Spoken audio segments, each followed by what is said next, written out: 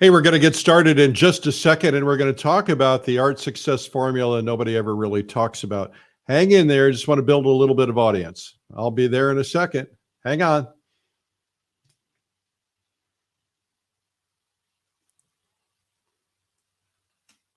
Hang with me just a few seconds here. We're going to wait till a few more people come on board. Thank you.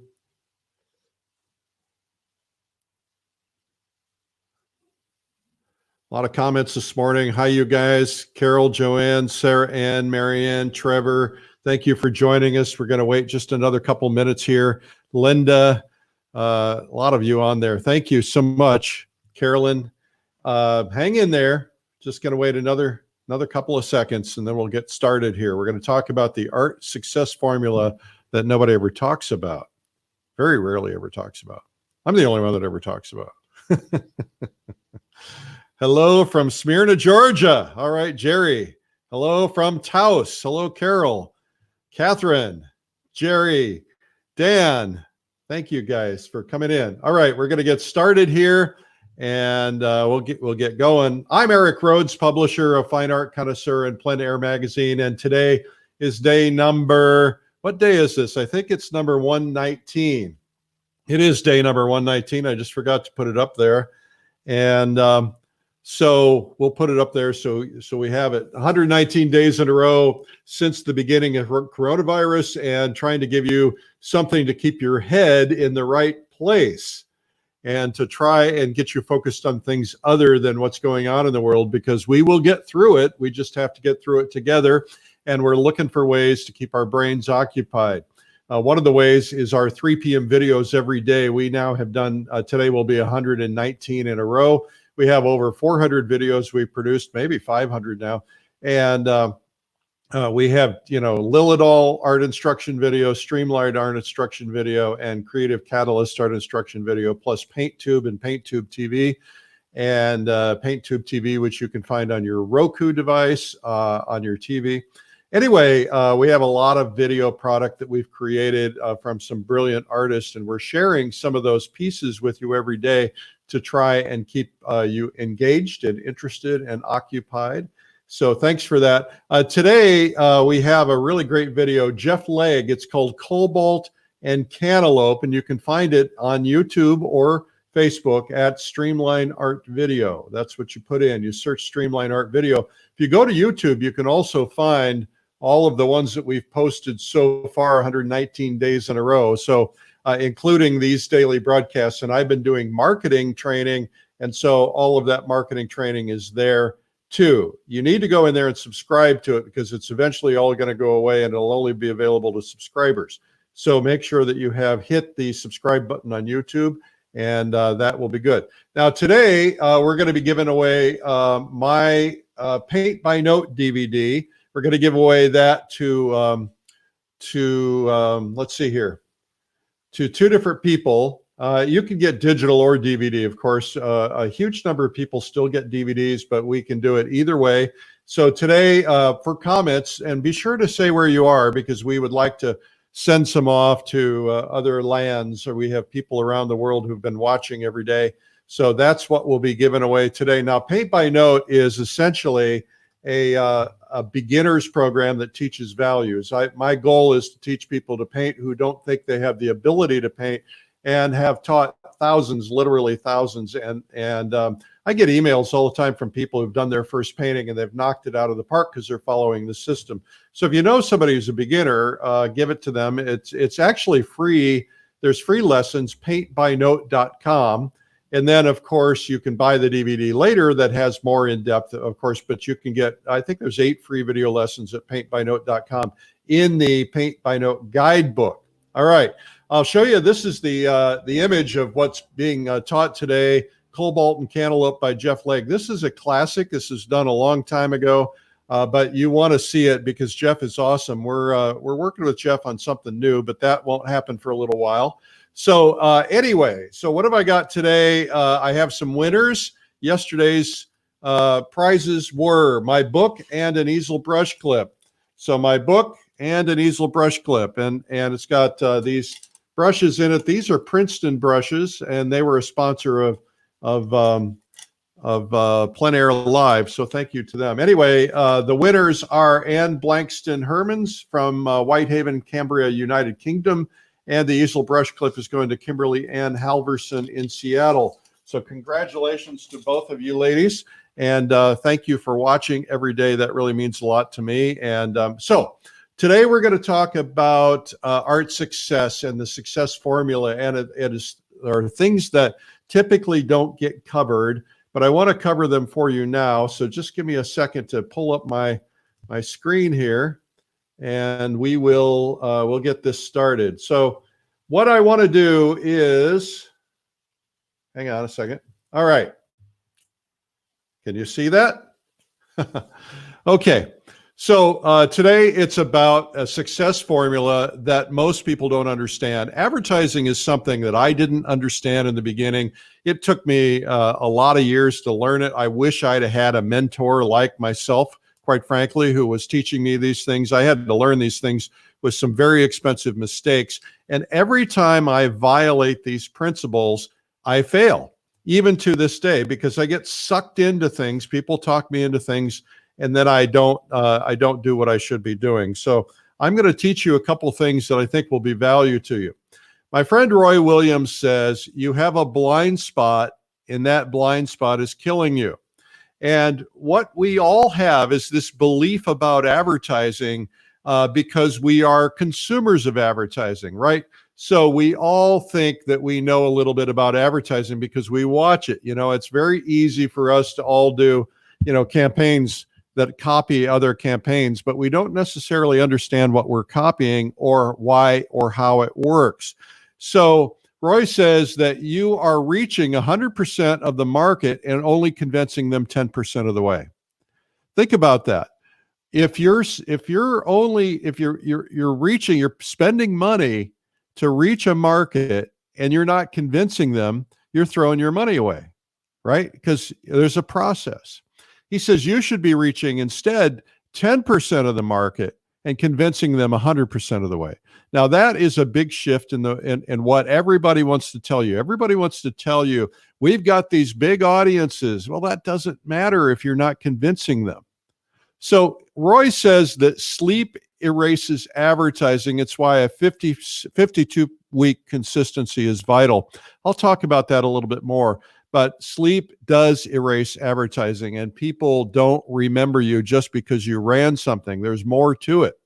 Your success is determined by your frequency. Frequency is repetition, how often they see you. Now, there's a big difference between how often they see you and how often you run, right? So if you tell yourself, well, I need to reach people 10 times, and so I'll run 10 ads or 10 whatever, you're not necessarily reaching those people 10 times, right? It's like you say, well, I'll post 10 images on social media and I'll reach those people 10 times. The reality is that social media only reaches 4%, 4 out of 100 who are on your friend list. Only 4% see anything that you post. And so every time you post something 10 times, those same 4% are not going to see it over and over again. So reach is the number of people that you reach. This is an advertising term, the number of people you reach.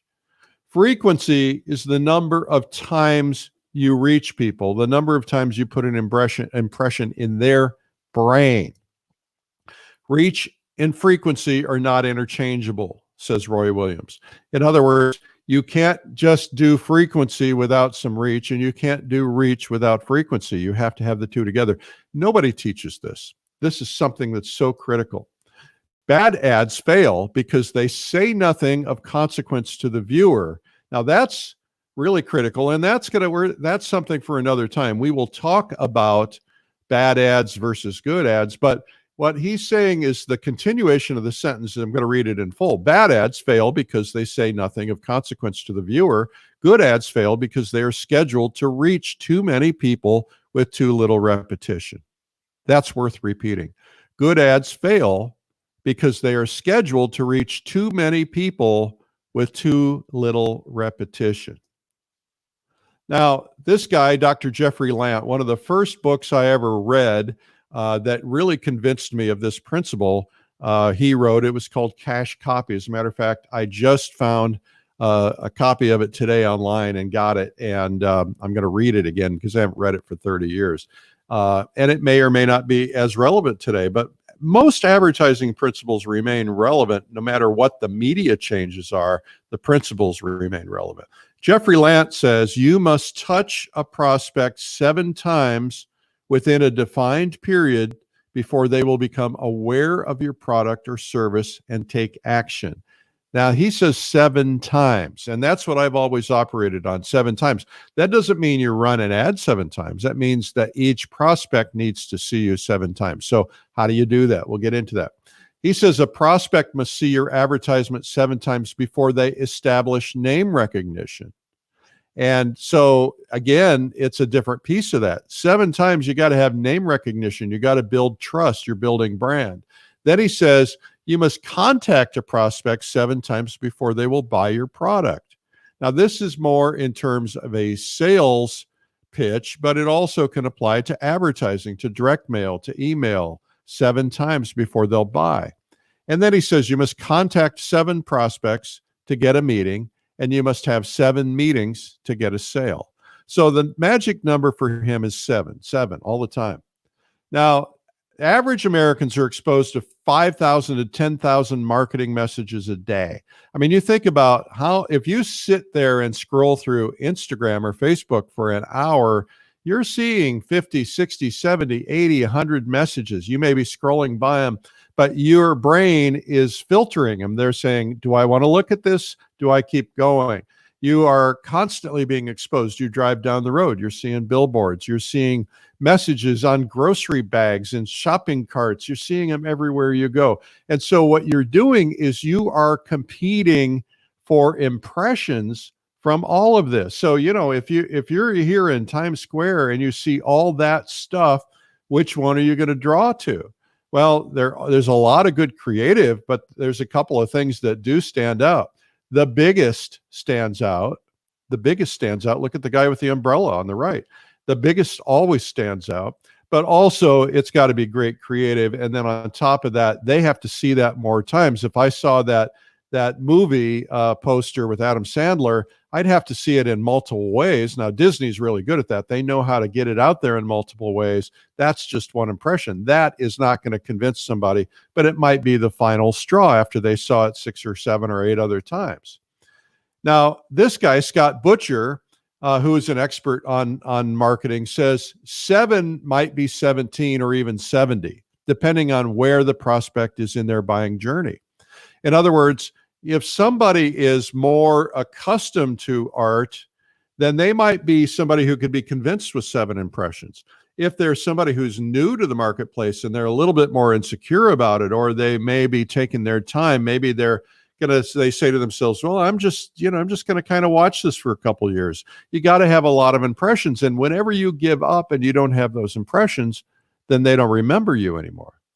They might not have a project today, meaning a project like decorating their house or looking for, maybe they got a new vacation home or whatever, but they will in 2 years. So a lot of touches are needed to take place so you are not out of sight, out of mind when they're ready to move forward. That's really critical. So this is critically important. Art clients are very deliberate, I think, and the sales process can take months or even years. Now, you could overcome that with some of the tools we'll talk about, but you have to understand that some people are going to take time. But, I always talk about people who are they suddenly find themselves with some money in their pocket and they want to spend it. Recently, I was talking to some local dealers. I stopped in at the marina to ask a couple of questions, and I happened to say, how are boat sales? Thinking they were going to say they were awful, right? He said, we have never sold more boats. We're out of inventory. It's because people got their stimulus checks, and so they're going out and getting loans and buying boats and using this as their down payment. The same thing he said, same thing with snowmobiles. And so people, when they get money in their hands, things change. And so if somebody already knows about you, you've created desire for them, And that stimulus check might end up going to you instead of a snowmobile. That's got to be something you've got to elevate the importance. So it's critically important. Art clients are deliberate, and sales process can take months or even years. Once a brand is established and reinforced, buyers can increase the frequency of impulse buys. In other words, if somebody knows you and somebody feels comfortable with you and they know your brand and they know you're good and they know that you are a valuable artist in their mind, they're likely to buy a second or a third or a fourth painting from you without that long sales cycle. Now, this is an interesting statistic I found this morning, but it's one that I've kind of always known. 10% of salespeople make more than 3 contacts with prospects. Yet 80% of sales are made on the 5th to 12th contact. Most people give up after about 3 contacts. They call somebody, they say no. They call somebody, they say they're not interested. They call somebody, and the ones who continue are the ones who step up. You look at Joanne Mangine, and Joanne does this from a marketing standpoint. She is always on it. She is always asking, can I do something for you? Can I speak at one of your events? Can I teach on your daily? She understands that the more impressions she gets, the more chance that somebody's going to buy one of her paintings, her videos, like the dog or the horse painting videos. And so you want to understand that the same thing holds true for advertising. Most advertisers stop at 3 impressions, yet 80% of sales are made after the 7th impression. Frequency is the banner you need to be flying, right? Most stop at 3. I have this problem all the time. I have to deal with this all the time. I have to train the people who represent our advertising all the time that most people give up at 3. I'm going to talk about that. Now, this is how frequency works.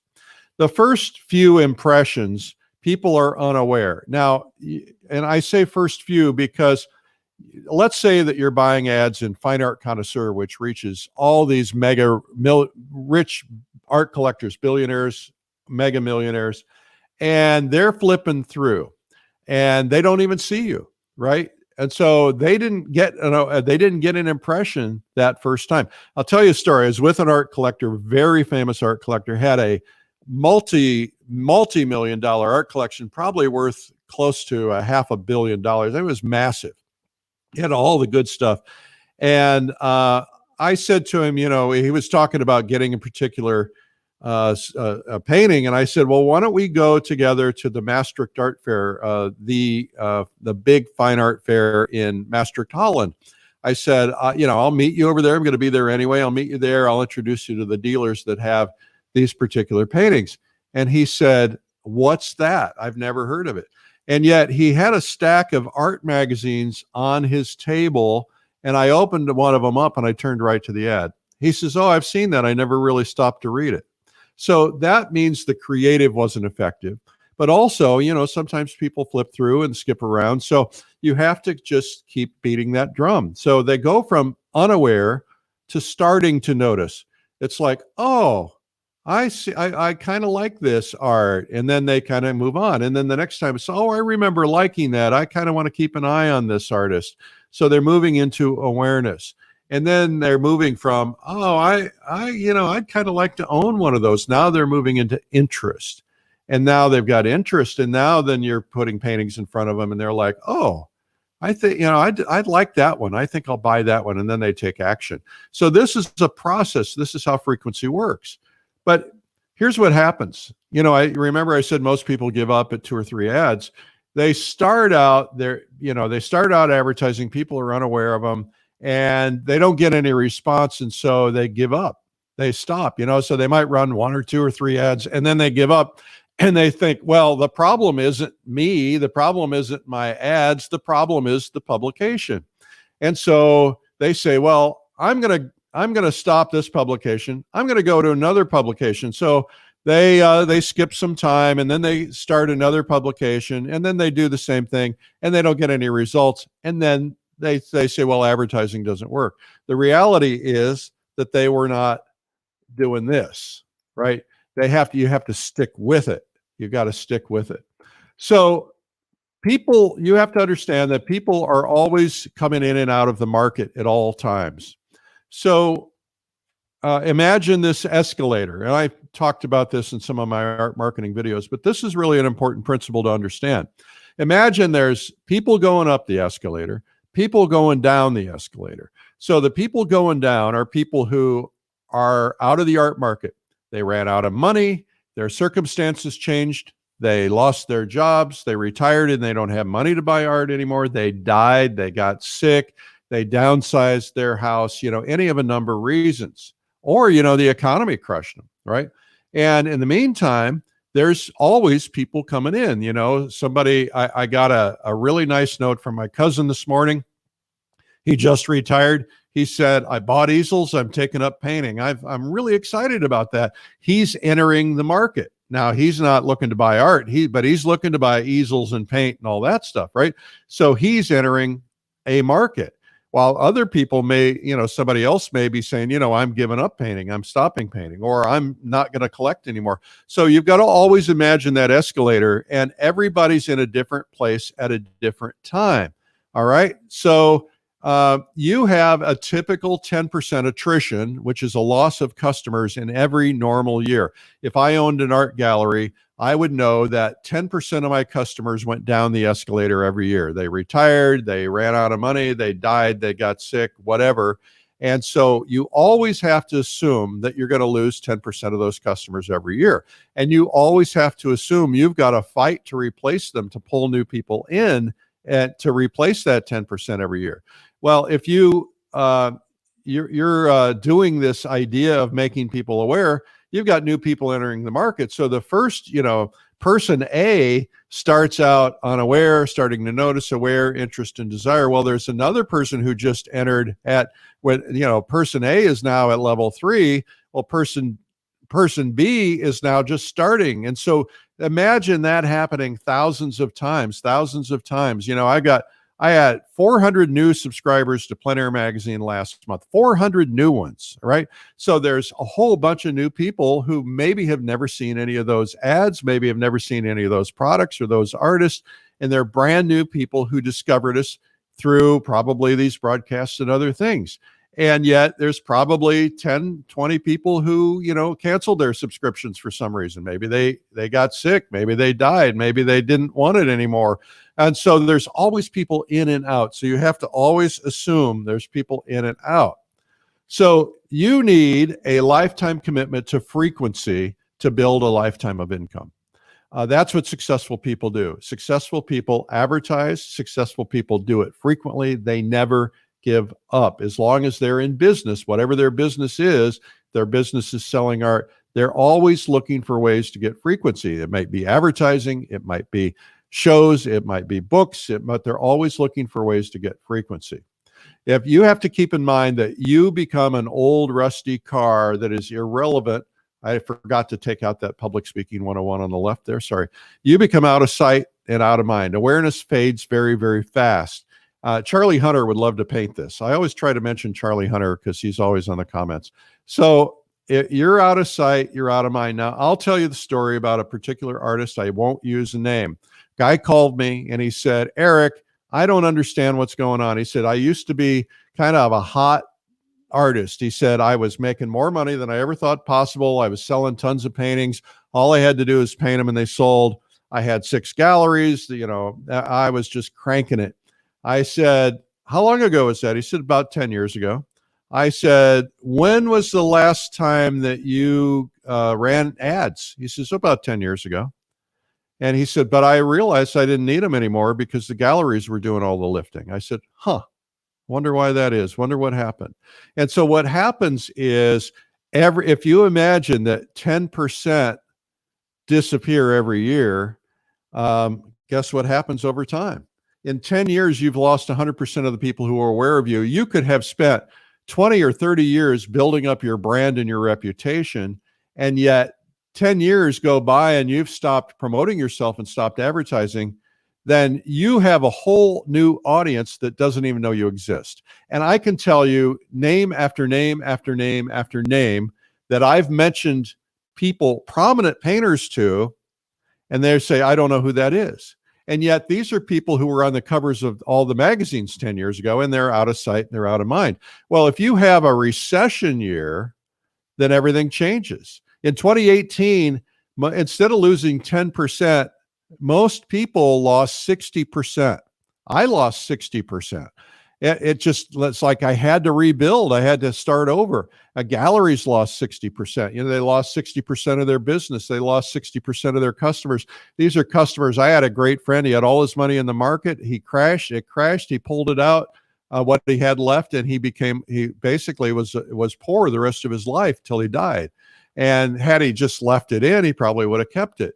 But so you got people always in and out of the market, and so you have a potential of being out of sight, out of mind very fast. So during this period of time, I don't know what the number is going to end up being. It might be 50%, it might be 10%, but it's probably more than 10%. I'm guessing it's probably pretty high. So you actually have to increase your awareness now to make people more aware of you now, because all the people who were aware that were in the market may not be in the market anymore. So a proper strategy is focused reach. Bigger isn't better. Targeted is better. Now, I can tell you, for instance, that I have lots of other art magazines that I compete with. They're all good. They all serve a purpose. They're all nice people. And yet someone will say to me, well, I decided to go over there because they have a bigger audience. I said, well, how many of their audience are actually people with money? Well, I don't know. I said, look, I tried to build, my audience is smaller. I guarantee my audience is smaller, but I know my audience are really, really, really rich people because I built that audience, one subscriber at a time. I know who they are. Whereas, you don't want an audience which has got, 100,000 people who are never going to buy anything. They love art, but they're not in positions to buy. And that happened with one of the other big art magazines one year. They told us, because we were at a convention with them, and they said, we offered all these discount $1-2 subscriptions, and we got 100,000 people overnight. And our advertisers were all excited, but then nobody ever bought anything. And so they were actually trying to figure out how to fire their advertisers. The magazine eventually went out of business. And so it's not about how many, it's about the quality. But more important than just that, it's the quality plus the frequency. How many times, how can I get 7 impressions a month with that? So one of the things I do this a lot when I'm buying ads. I sometimes will buy 2 or 3 small ads in a single publication because I want frequency within a publication. Now, I still want to have a big one because the big one is really important because it stands out. The messaging has to be really critical. If you have a strong ad with good frequency and the right reach, the right targeted reach, it'll make a huge difference for you. But if you don't have the right targeted reach and the right message, the right frequency, it's not going to work for you. So art has a unique selling cycle, and though it's unplanned purchase, it's based on the security of a brand, meaning I know and I trust that brand. So you need to first off know that art typically has a longer selling cycle. The things that have short selling cycles, people who can advertise briefly and have response, are things like restaurants or grocery stores. They're having meat on sale, but most things have a longer selling cycle. You need to focus on 7 or more impressions to each buyer in the shortest period of time. So I have the machine gun there because you want to be rat-tat-tatting all the time. Your name needs to be constantly there. That's why, people who work with us, they're buying ads in both magazines because there's some duplication of audience. They're buying ads on all of our newsletters because, they're just hitting those people over and over and over again. And that then gives them the impressions in the short period of time. But keep in mind, 7 impressions is the individual impressions. In other words, did you reach this person, me, 7 times? Not did you just run 7 ads. It's you got to reach people 7 times. That's why it's a lifetime thing. It's a repetition thing. Always choose frequency over reach. Always choose frequency. If you have a choice and you only have so much money, spend that money, instead of on a bigger audience, spend that money on more repetition, more repetition, more repetition. How many times have I told you this? It's all about repetition. You need to also learn to write convincingly well. You need good copy. Ads that most art ads are boring, and most art ads don't stand out. But you'll see some that do stand out. They've either got incredible images that pop and make you want to pay attention. Who is this person? Or they have great copy, strong headlines. Remember, headlines sell 80%. 80% is the headline if you don't get their attention with a headline. So when you're putting your name on there, Eric Rhoads, and they don't know who Eric Rhoads is, it does no value. Yes, it's helping you brand over time, but what can you do to get their attention to make them read your ad? Find ways to create multiple touch points. I think that's really critical. Now, what I say all the time is I of course want people to advertise with me, but you can't just advertise with me. And if you have money to spend it where you can dominate. I always say that, where you can get frequency. And then, so that's why, stick with one publication unless you can afford frequency in more than one. But you can have multiple touch points by getting people to sign up for your newsletter, by getting, your emails, by getting touch points at various shows and so on. But you got to make sure you're hitting the same people. Also, what I suggest is identify your top 20 prospects and map out a year of touch points. Now, the best thing to do is if you have collectors already and you know who they are, then you need to be talking to them all the time, reminding them of you all the time, because you will go out of sight and out of mind, even if they own your painting. I have a painting. I hate to say it. I'm embarrassed to say it, but somebody asked me the name of the artist the other day, and I couldn't think of it. I now can think of it, but I had to stop and think about it because that artist had kind of disappeared from the scene. And artists who are always out there, always visible, always doing things, they don't disappear. The other thing is map out your advertising strategy for standout ads and for annual repetition. You've got to just develop a plan. Everything goes down to a plan. Everything goes down to goals. Map it out. Come up with a strategy, stand out, and then repeat, repeat, repeat, repeat. By the way, pay for play is a fool's game. And I say this because I run into this question all the time. And there's two kinds of pay for play that I hear all the time. I'll get a call from somebody and they'll say, hey, this gallery wants to do a show for me. I said, that's great. And they said, it's a New York City gallery. I said, that's great. Congratulations. And they want me to pay them to do it. And I say, well, what are they guaranteeing for that? Well, they're guaranteeing to bring in people. I said, well, how have you found out about their success? Have you talked to the artists, the other artists who have done this? No.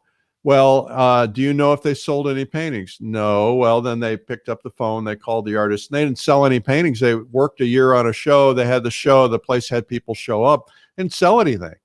And there's a lot of people out there who do pay for play.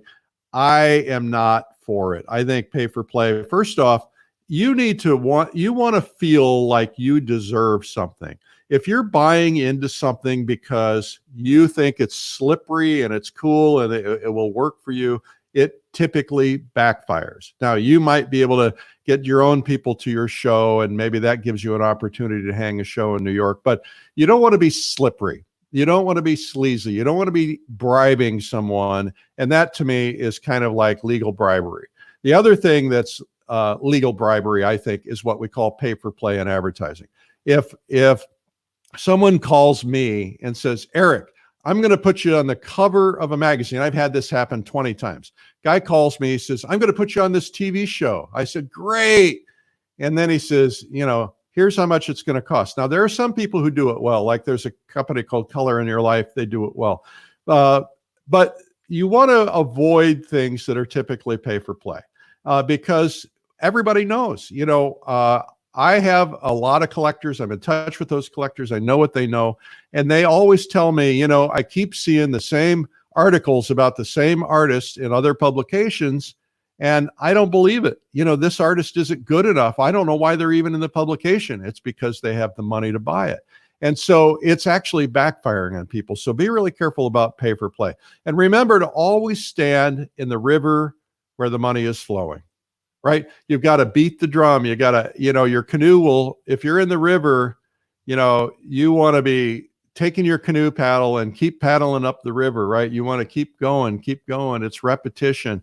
Stand in the river where the money is flowing because, if you go to a dried up river, it's not going to do you any good. So you got to go to places that have audiences. They don't have to be big audiences. What do you want to sell a year?